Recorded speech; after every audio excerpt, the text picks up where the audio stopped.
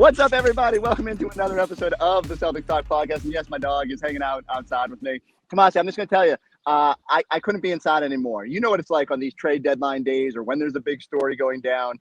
You're glued to your computer. And I said, you know, in 2022, there's no reason for me to be sitting at the kitchen table and ignoring my children. I can be outside ignoring my children. So taking Celtics Talk podcast outside into the backyard. But you've been kind enough to join us from your attic. Let me start with this. You're on my sort of side of this with Kevin Durant, because that's been the big story. All right, like he makes his trade request, and now everybody wants to know, should the Boston Celtics trade Jaylen Brown for Kevin Durant? I'll give the floor to you. Yeah, so I am a no on this, and I feel like the question is more complicated than that, because anyone who thinks that you are trading Jaylen Brown and Daniel Tice and draft picks to get Kevin Durant is living in a fantasy. Just consider some of the other teams out there that are in on him. Miami, you know, they're talking possibly a package centered around Tyler Hero, 6th man of the year, Bam Adebayo, all-star, Celtics killer. You're telling me Jaylen Brown equals that? And Phoenix, like Mikal Bridges, could easily be a defensive player of the year. DeAndre Ayton, you know, #1 overall pick. Even Memphis, Jaren Jackson, I know he's hurt, but led the league in block shots last year. Desmond Bane, like a tough, rugged guard, kind of that prototype for what you're looking for. So you're looking at multiple teams with multiple starting caliber players, and you're supposed to just be able to, in the division, just trade Jaylen Brown to get Kevin Durant. I think that's a fantasy. So we are now talking who? Jaylen Brown and Rob Williams? Exactly. I should have told you to cover your ears, cover your dog's ears. It's like a high-pitched whistle to anyone in the Forsberg household. So to me, it's not – so now you've taken a team that has finally developed an identity. It's built around defense. It's built around toughness. You are blowing that up to chase the white whale, which we've already done. We did that with Kyrie. It didn't work.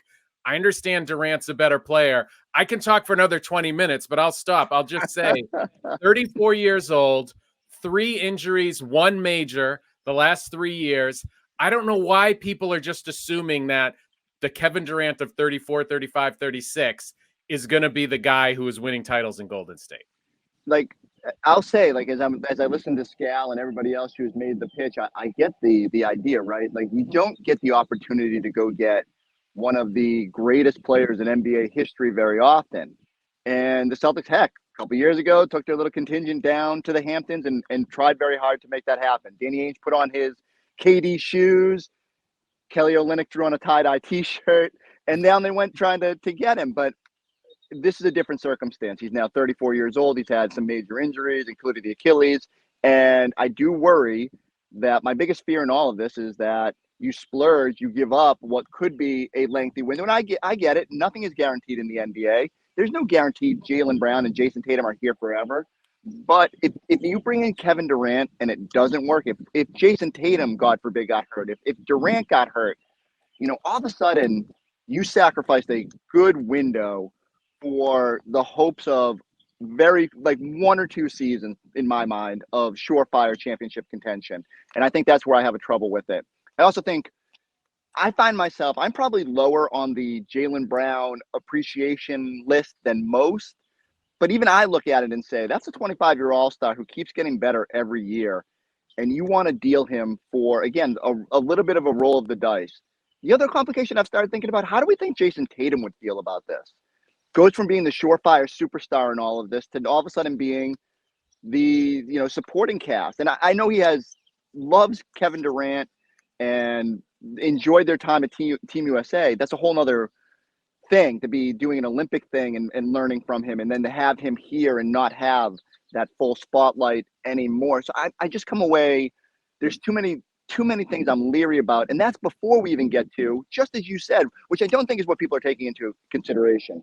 The package is going to be so much more than Jaylen Brown, Tyson picks. The picks, and even the picks I don't get worked up about. If you're as good as you think you're going to be, they're 25 to 30 for the next 3-5 years, whatever. But the idea of including Rob and depleting your depth and now trying to get through, like, you still don't have a plan with Al Horford after this year, you know, and being 37 years old coming up in the next summer. And I'm just worried about all the parts that have to go into this. And so maybe I'm just too risk averse here. Maybe I'm just trying to be a little safer. But I feel like it's okay to just be like, I want to see this. I want to see this through. I want to see the Jays get their chance to get this thing to the finish line. Yeah, I mean, to me, Durant is the move that you make if you feel like, you know what, this just isn't quite working. We have one chance to mix it up. You just reached the finals, and I keep hearing this, well, it was kind of fluky. I'm like, how was it fluky? You beat the number one seed. You beat the defending champs. You beat the super team in the first round. And by the way, going back to Tatum having to play second fiddle potentially to Durant, I don't know if that would bother him or not, but if I were Jayson Tatum, I would be asking, hey, didn't I just kind of dominate him and clearly win that matchup in round one where I was guarding him? I mean, that was mano a mano right there. They swept. Tatum was the best player in that series. So I think there is probably a little something to that.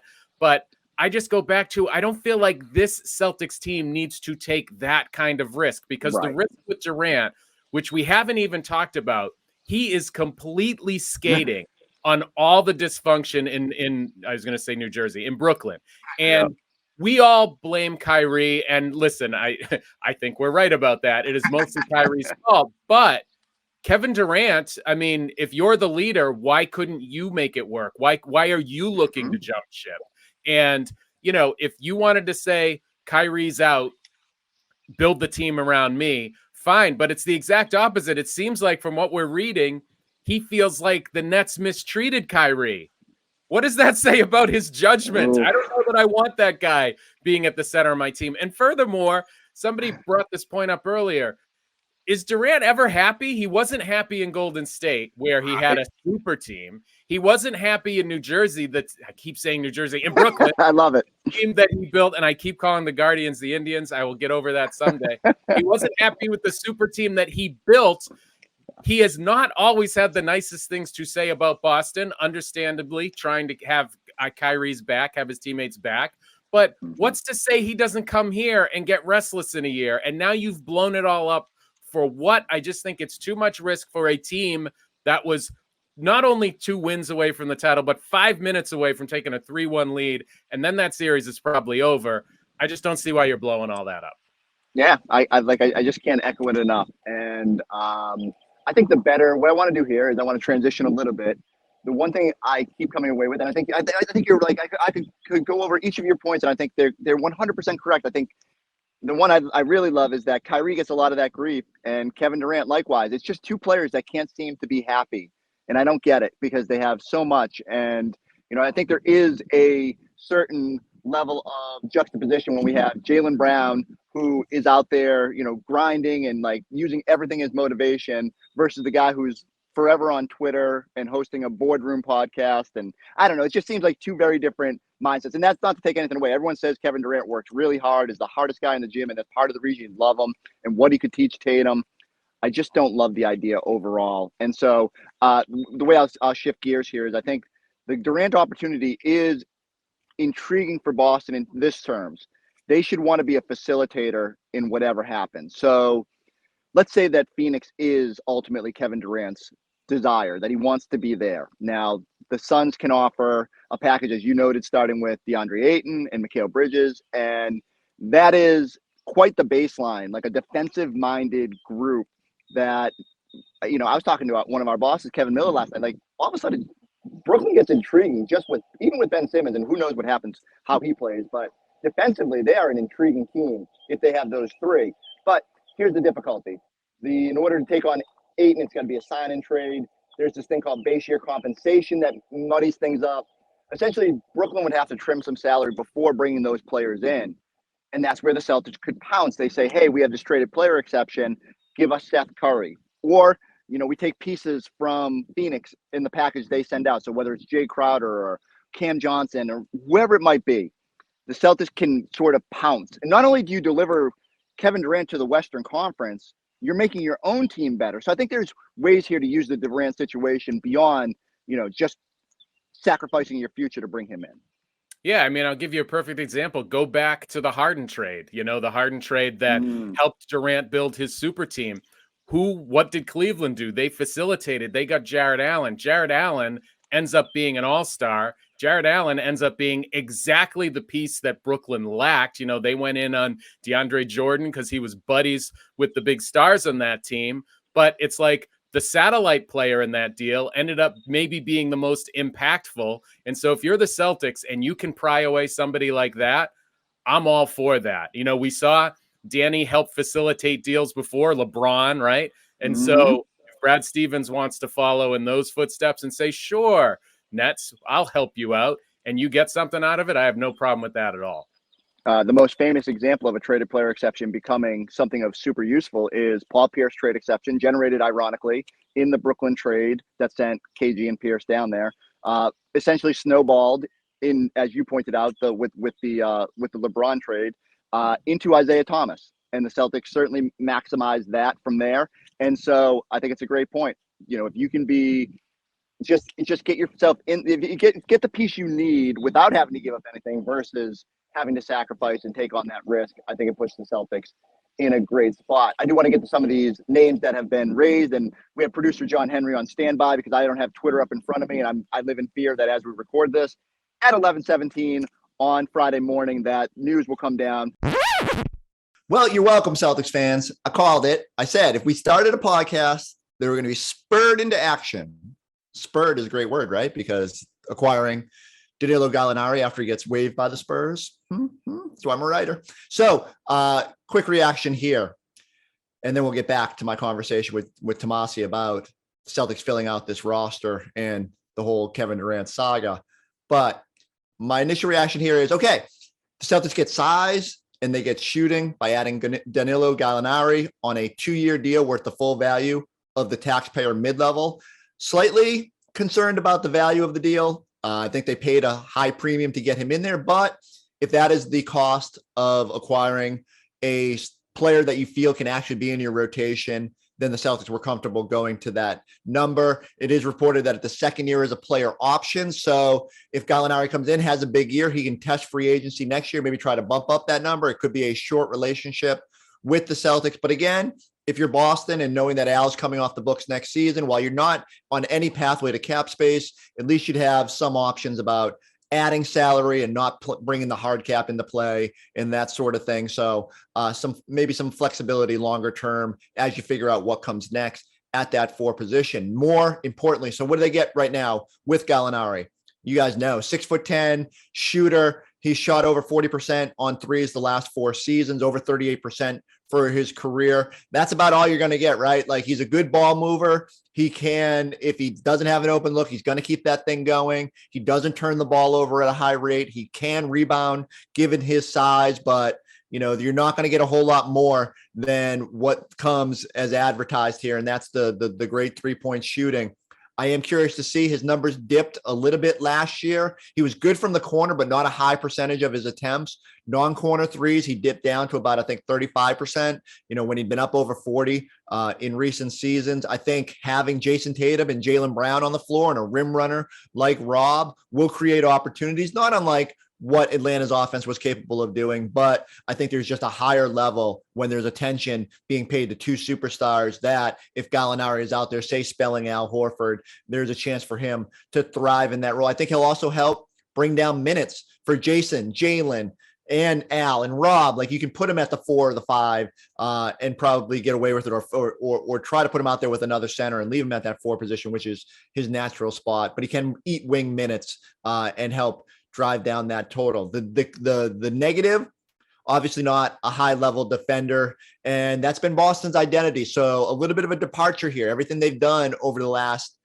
pretty much since midseason last year and moving out Dennis Schroeder and Ennis Freedom is putting a focus on the defensive end. So Gallinari allowed a little bit over expected field goal percentage last year. I think it was about 2.3% over expected. Not an egregious number, but enough to tell you that, he's not a great one-on-one defender. I looked up some of the pick and roll numbers, wasn't a liability there, held his own in isolation. So that size is going to help him in that instance. This isn't a situation like a small guard, like a Kemba or an Isaiah where, teams try to pick on him. And I do think you can put 4 quality defenders out there and mask a little bit of what you're losing. Maybe stick him on a corner shooter and hope that you don't get burnt there, and use his size.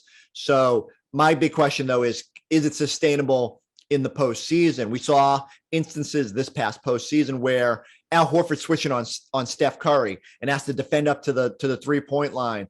Gets a little bit more daunting putting Gallinari in that situation. But ultimately, if the Celtics had a Gallinari during this postseason run, and when Grant Williams and Derek White and Peyton Pritchard went cold, it would have been a nice luxury to be able to toss him out there. I think the Celtics are sort of balancing their need for a little bit more skill with the fact that they'll have a little bit of a decrease on the defensive end. He becomes probably their worst defender, which, again, I mean, it's Peyton Pritchard, smaller, so they can exploit him maybe more necessarily than Gallinari. But eager to see just how it pans out. He will be 34 years old at the start of the season. You do worry about, a little bit of coming back to earth. But that being said, again, his sweet spot and his identity is making 3-pointers. Go cue up the film. I think it was the bubble season. He had 10 3-pointers in a game against the Celtics. When he gets hot in a hurry. I think he's going to get good looks here, and the Celtics are banking that a little bit more offensive production can maybe outweigh the defensive downturn that they will experience at various points when running Gallinari out there. And ultimately, I go back to it. Beggars can't be choosers. Celtics need a little bit more front court help. It was so crucial in the postseason when they couldn't have someone to even spell Jayson Tatum or Jaylen Brown for a stretch. I still think it would be helpful to have a defensive-minded wing in that situation, but there's still avenues, whether that's with the traded player exception and maybe seeking another player that can help you, maybe a little bit more defensive-minded. But for now, filling the need with some size and shooting.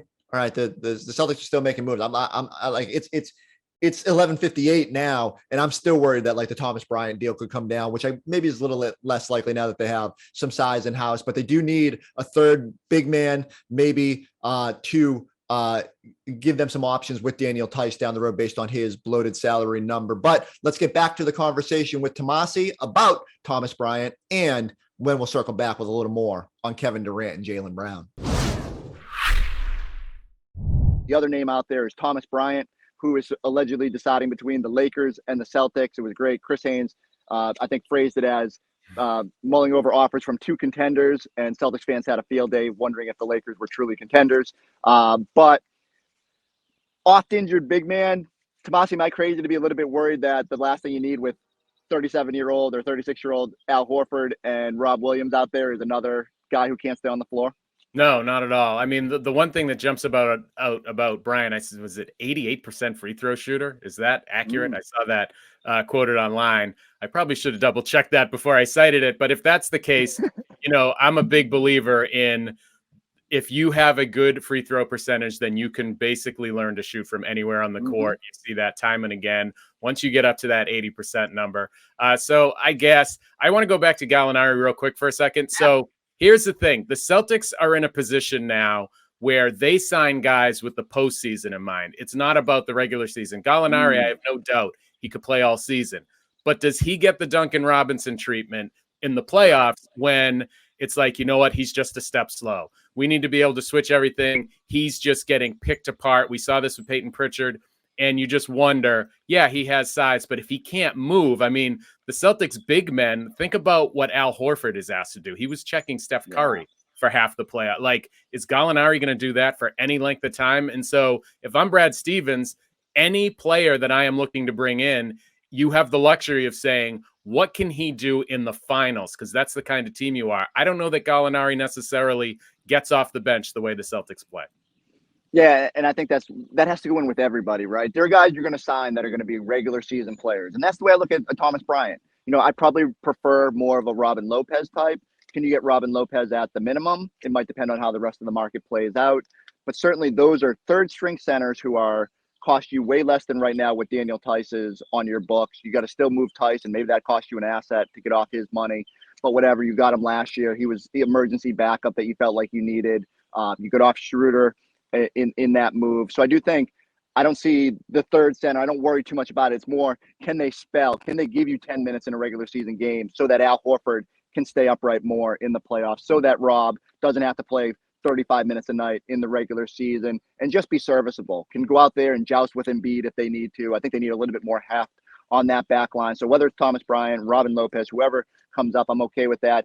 And so the balance for me with Gallinari is, could he have played while the rest of the bench is struggling and you're not getting any scoring from Derek White, Peyton Pritchard, and Grant Williams? Sure, but just as you said, if his shot isn't falling, what's his value to the team? And so I would like to see them have more options on that bench, and especially bigger options, so that at least you can spell Jaylen and Jayson for stretches. But so much of it does come down to switchability. And that's why my general sense in all of this is that part of the reason the Celtics have been so quiet is they must think they can get a higher caliber player, with that traded player exception, being a facilitator or waiting for the right guy to come available. Like, if they think Herter's their guy, they got to wait till Atlanta figures out if they're out of the Durant sweepstakes. If they want Seth Curry because they think Brooklyn's going to make that Durant trade, they got to wait to see who it is. And so I just think there's dominoes to fall before the Celtics can act. And they've got to really work not only on the fringes, but the real fringes until that happens. Anybody you really wanted that came off the books? Like, for me, it's Kyle Anderson. I'll tell you the story. I was driving home last night, and I didn't have Twitter up because that would be reckless. But I have a group chat, and my friends know how much I wanted slow-mo. And so when that notification came in and I saw it on my watch, I let out a little like scream. I was like right about Framingham, crossing that area. I'll always remember where I was when the slow-mo deal went down. But was there anybody out there that you really thought could be an ideal piece for the Celtics that's either off the board or maybe is still available? Yeah, so the name that jumped to mind for me was Mo Bamba, and he's off the board now. I just sort of thought that's kind of an intriguing piece. High draft pick, obviously a ton of size. You're talking about somebody who can spell your big guys and give you something on the back line. Also improving as a three-point shooter. Also very funny interview. And so the selfish reporter in me, maybe one Grant Williams per team is enough. But I was sort of like, yeah, Mo Bamba intrigues me. And, you know, maybe there's a chance that he doesn't re-sign. But sadly, that was not the case. Let's end on this. We'll bring it full circle. Go back to one thing that I do think will linger coming out of whatever happens in the Durant sweepstakes. Do you worry at all that Jaylen Brown will take it as whether it's will take it personally or the disrespectful that we do have these conversations? I think he understands. I mean, there's part of him that has to understand. One, it's a great compliment that he's in these conversations. But when his name is invariably invoked when the Celtics are pursuing or at least pondering another star, do you think he'll get frustrated or allow that to influence any part of his future decision? Yeah, I mean, I think we're already seeing frustration from him, at least if you believe social media and retweets and that kind of stuff. And I don't blame him for being upset about, we just went to the finals. You can make the case that I was the best player in green in that series against Golden State. And now the first thing you want to do is you want to trade me. You know, like, let's just be real about this. I got to listen to the broadcaster say he wants to trade me. So I think there could be some hurt feelings there. But as long as they're directed more outwardly and not towards the organization, I think the Celtics are probably okay there. I know a lot is made. Oh, he's got his new partnerships and Kanye and all of that stuff.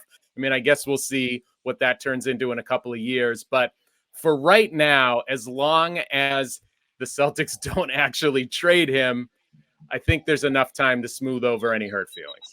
Yeah, I'm with you. And I you know, if he's a person that finds motivation in the littlest things, and like let Draymond be the one that motivates him versus I can't imagine he cares too much about what I think about where he should be playing and the trades that he should make. He can just focus on it. I was telling some friends the other day. I said if I made $28 million a year, I wouldn't let outside noise. I mean, I say that, but no, I feel pretty comfortable that at $28 million, I really wouldn't care what people thought about me or what I did, and I would just go about my business. But Jaylen, forever motivated. All right, we're gonna end this here because I'm just worried that as soon as if we keep talking, there's just gonna be another deal, and we're gonna have to either record a whole new podcast, or maybe that gives us motivation to just stay on forever. But I'm gonna let you get on with your day.